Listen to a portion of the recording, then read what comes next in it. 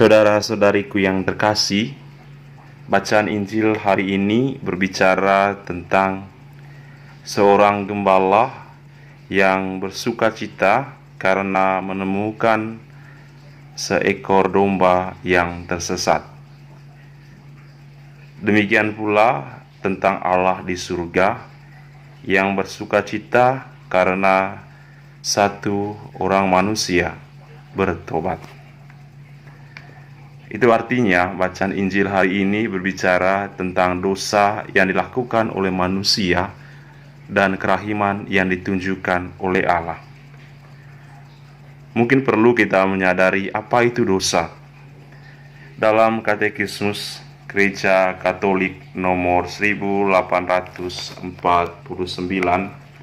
di sana dikatakan bahwa dosa adalah suatu pelanggaran terhadap akal budi, kebenaran, dan hati nurani yang baik. Ia adalah satu kesalahan terhadap kasih yang benar terhadap Allah dan sesama atas dasar satu ketergantungan yang tidak normal kepada barang-barang tertentu. Ia melukai kodrat manusia dan solidaritas manusiawi. Ia didefinisikan sebagai kata, perbuatan, atau keinginan yang bertentangan dengan hukum abadi. Jadi dosa itu adalah suatu tindakan yang bertentangan dengan kehendak Allah. Selanjutnya, dalam Katekismus Gereja Katolik nomor 1850 dikatakan, dosa adalah suatu penghinaan terhadap Allah. Kemudian di sana dikutip Mazmur 51 ayat 6. Terhadap engkau sajalah aku telah berdosa dan melakukan apa yang kuanggap jahat. Saudara-saudariku yang terkasih, kalau kita berbuat dosa, maka kita menghina Allah. Kalau kita berbuat dosa, maka kita menghina Allah. Lalu apa yang harus kita lakukan supaya kita kembali kepada kehendak Allah? Dalam Katekismus nomor 1856 dikatakan bahwa kita membutuhkan satu usaha baru dari kerahiman Allah.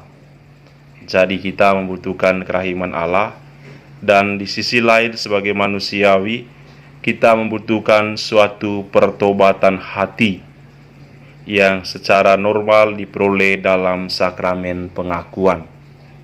Maka di sini menjadi penting bahwa mengaku dosa merupakan suatu proses pemulihan kembali hubungan kita dengan Allah. Kalau dulu kita menghina Allah melalui dosa yang kita lakukan, maka melalui sakramen pengakuan kita memuji Allah melalui pertobatan yang kita lakukan. Saudara-saudariku yang terkasih, kita diharapkan untuk kembali kepada jalan Allah, jalan kebenaran. Semoga dengan pengakuan dosa, kita sungguh menyadari bahwa pentingnya relasi dengan Allah sebagai persiapan menuju kebahagiaan kekal di surga. Saudara-saudariku yang terkasih, dosa seperti yang saya katakan tadi adalah satu tindakan melawan akal budi. Ia juga melukai kodrat manusia dan mengganggu solidaritas manusia. Jadi ketika kita berbuat dosa, kita juga mengganggu solidaritas kita dengan orang lain dan membuat relasi kita dengan sesama menjadi tidak nyaman.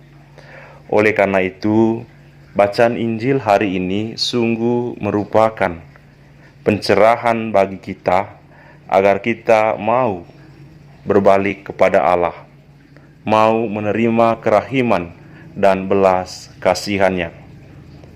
Oleh karena itu, saudara-saudariku yang terkasih, jika di dalam gereja Katolik dibuatkan jadwal untuk pengakuan dosa, datanglah untuk mengaku dosa.